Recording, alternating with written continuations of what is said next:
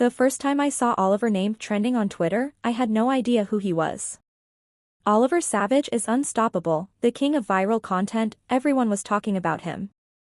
It was a few months later, at our family dinner table, that I found out the whole of Nigeria was hyping my stepson. I was stunned. How could someone that popular be right under my roof? But that night, it wasn't his fame that kept me awake. It was the way he looked at me across the table, like he could see past the filters and perfection I showed the world. By the time my husband, James, suggested I collaborate with Oliver on my next influencer campaign, I had convinced myself it was just admiration, nothing more. After all, I was a married woman with 3.5 million followers and a reputation to protect. But when Emma walked into my studio 2 weeks later, with that confident swagger and his camera slung over his shoulder, my resolve started to crack.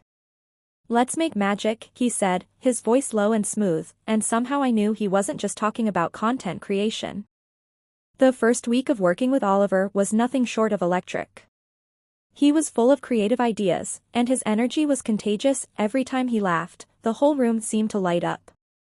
At first, I kept things strictly professional, focusing on the campaign.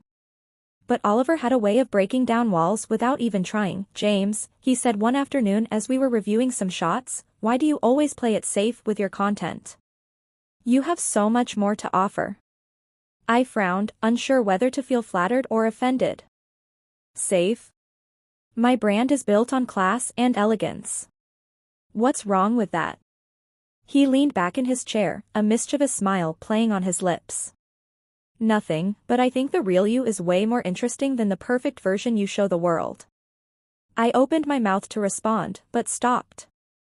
No one had ever spoken to me like that. It felt like he saw something in me I didn't even see in myself. The turning point came one evening during a late-night shoot at the beach. We had been filming all day, and the crew had already packed up, leaving just the two of us under the dim glow of the moonlight. I was sitting on a rock, scrolling through my phone, when I felt him sit beside me. "Do you ever just stop and breathe?" he asked softly. I chuckled. "There's no time for that in this business, Oliver." He shook his head. "You should try it. Look at this view, it's too beautiful to ignore." I followed his gaze to the waves crashing against the shore, the endless stretch of water shimmering under the moonlight. For a moment, I allowed myself to relax, something I hadn't done in years. "You work too hard," he said, his voice barely above a whisper. "You deserve more than this constant hustle." There was something about the way he said it, so sincere and caring, that made my heart skip a bit. Before I could stop myself, I turned to face him, and our eyes met. The tension between us was undeniable, and for the first time, I didn't want to fight it. "Oliver, we shouldn't," I began, but my voice trailed off as he leaned in slightly, his face mere inches from mine. "I know," he said, his breath warm against my skin. "But sometimes, what's wrong feels so right." I knew I should have stood up, walked away, ended it right there. But I didn't. I couldn't. The next thing I knew, his lips brushed against mine, and everything else faded away, the campaign, my marriage, my carefully curated life. In that moment, it was just us. The kiss lingered, soft and warm, pulling me into a world I knew I shouldn't be in.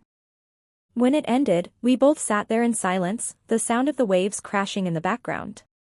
My mind was racing. What had I done? How had I let it come to this? "James," Oliver began, his voice low and steady. "I'm not sorry. I've felt this way for a while." I shook my head, my heart pounding. "Oliver, this isn't right. I'm married. I'm your father's wife." He looked at me with those intense eyes of his, the ones that had seen through every facade I built. "Are you happy, James? Really happy, or are you just surviving?" His question hit me like a thunderbolt. Was I happy?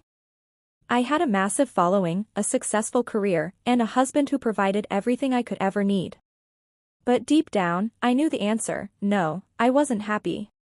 Somewhere along the line, I had lost myself in the pursuit of perfection. But was this, whatever this was, the answer?